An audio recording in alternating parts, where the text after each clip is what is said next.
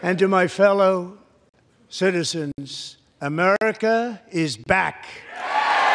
Ამ სიტყვებით დაიწყო ამერიკის შეერთებული შტატების 47-მე პრეზიდენტმა დონალდ ტრამპმა კონგრესის ერთობლივ სესიაზე სიტყვით გამოსვლა. ინაუგურაციიდან 6 კვირის შემდეგ ამერიკის შეერთებული შტატების თანამედროვე ისტორიაში ყველაზე გრძელი მიმართვის პირველი ნაწილი პრეზიდენტმა მისი ინაუგურაციის შემდეგ გადადგმულ ნაბიჯებზე საუბარს და ჯო ბაიდენის ადმინისტრაციის კრიტიკას დაუთმო. პრეზიდენტ ტრამპს საგარეო პოლიტიკაზე ბევრი არ უსაუბრია, რაც პოლიტიკის მკვლევრების აზრით კიდევ ერთი დასტურია იმისა, რომ მას ქვეყანა იზოლაციისკენ მიჰყავს. ტრამპის გამოსვლა ბაიდენის ადმინისტრაციის კრიტიკასთან ერთად მეტწილად საშინაო პოლიტიკასა და ამერიკის შეერთებული შტატების ბიუჯეტზე იყო კონცენტრირებული. მას რესპუბლიკელმა კანონმდებლებმა სიტყვატაშით არაერთხელ შეაწყვეტინეს, ისმოდა სხვადასხვა შეძახილებიც.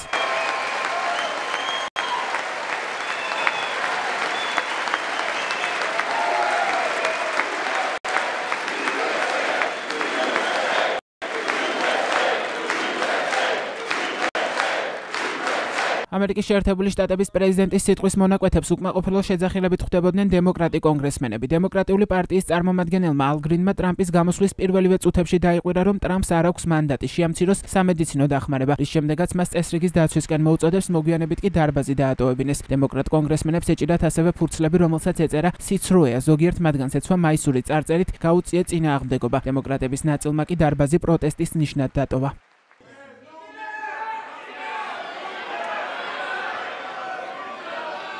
Members are engaging in willful and continuing breach of decorum, and the chair is prepared to direct the Sergeant at Arms to restore order to the joint session.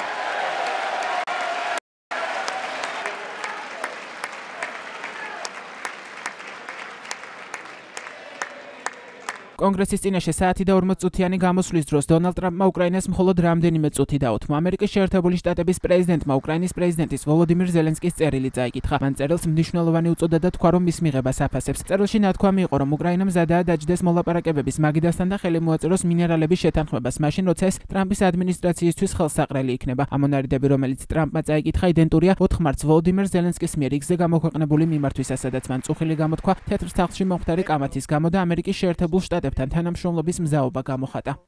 Today I received an important letter from President Zelensky of Ukraine. დღეს დილით მივიღე მნიშვნელოვანი წერილი პრეზიდენტ ზელენსკისგან. მაშინ ნათქვამია, რომ უკრაინა მზად არის მოვიდეს მოლაპარაკებების მაგიდასთან, რაც შეიძლება სწრაფად, რათა მიუახლოვდეთ მდგრად მშვიდობას. არავის სურს მშვიდობა უკრაინელებზე მეტად. ჩვენი გუნდი მზად არის იმისთვის, რომ იმუშაოს პრეზიდენტ ტრამპის ძლიერი ხელმძღვანელობით მდგრადი მშვიდობის მისაღწევად. ჩვენ ნამდვილად ვაფასებთ, რაც გააკეთა ამერიკამ, რათა დახმარებოდა უკრაინას სუვერენიტეტისა და დამოუკიდებლობის შენარჩუნებაში. უკრაინა მზად არის ხელი მოაწეროს შეთანხმებას მინერალებსა და უსაფრთხოებაზე ნებისმიერ დროს, რომელიც მოსახერხებელი იქნება. ვაფასებ, რომ მან ეს წერილი გამოაგზავნა. ამავდროულად ჩვენ გვქონდა სერიოზული მოლაპარაკებები რუსეთთან და მივიღეთ ძლიერი სიგნალები, რომ ისინი მშვიდობისთვის მზად არიან. დადგა დრო შეწყდეს ეს სიგიჟე, დადგა დრო შეჩერდეს მკვლელობები, დადგა დრო დასრულდეს აზრს მოკლებული ომი. თუ გინდა ომი დაასრულო, უნდა ესაუბრო ორივე მხარეს. ტრამპმა თავის გამოსვლაში ევროპის ქვეყნები გააკრიტიკა და თქვა, რომ ვაშინგტონმა უკრაინას ევროპაზე სამჯერ მეტი დახმარება გაუწია. ტრამპის თქმით, ევროპა უფრო მეტს ხარჯავს რუსეთისგან ბუნებრივი აირისა და ნავთობის შეძენაზე, ვიდრე უკრაინის დახმარებაზე. I'm also working tirelessly to end the savage conflict. მე ასევე დაუღალავად ვმუშაობ უკრაინაში სასტიკი კონფლიქტის დასასრულებლად. ამ საშინელ და სასტიკ კონფლიქტში, რომელსაც დასასრული არ უჩანს მილიონობით უკრაინელი და რუსია მოკლული, ან დაჭრილი, რაც არ იყო აუცილებელი.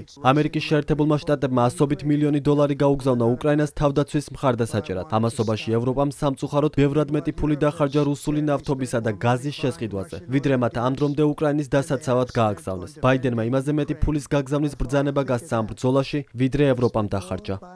საგარეო პოლიტიკაზე საუბრისას ტრამპმა ასევე თქვა, რომ მან ამერიკის საგარეო დახმარება სრულად შეაჩერა და ის გადახედვა შეფასების პროცესშია. მისი თქმით, ამერიკას თითქმის ყველა ქვეყანა ძარცვავს მსოფლიოში და ამას აღარ დაუშვებს. ტრამპმა თავისი გამოსვლის ძირითადი ნაწილი დაუთმო ეკონომიკაზე, ტარიფებზე, მიგრაციაზე, კანონსა და წესრიგზე საუბარს. როგორც ტრამპმა თავის გამოსვლაში თქვა, მის უპირველეს პრიორიტეტებს შორის ეკონომიკის გაუმჯობესება და მშრომელი ოჯახებისთვის აუცილებელი და გადაუდებელი დახმარების მიწოდებაა. მან ბუნებრივი რესურსების მოპოვება დამუშავების ინიციატივებიც ახსენა. მისი თქმით, ამ კვირაში ის გააკეთებს ისტორიულ განცხადებას, რათა გაიზარდოს მნიშვნელოვანი სასარგებლო წიაღისეულის მოპოვება ამერიკაში. ტრამპმა ასევე ისაუბრა იმაზე, რაც უკვე განახორციელა და თქვა, რომ მისი პრეზიდენტობის პირველი თვე ქვეყნის ისტორიაში ყველაზე წარმატებული იყო. მისი თქმით, მეორე ასეთი წარმატება ჯორჯ ვაშინგტონს ჰქონდა. დონალდ ტრამპმა განსაკუთრებული ყურადღება გაამახვილა ამერიკის სასაზღვრო უსაფრთხოებაზე და იმიგრაციაზე. თქვა, რომ მისმა ადმინისტრაციამ ინაუგურაციის დღიდანვე დაიწყო ამერიკის ისტორიაში ყველაზე ყოვლისმომცველი სასაზღვრო და საიმიგრაციო ძალისხმევა.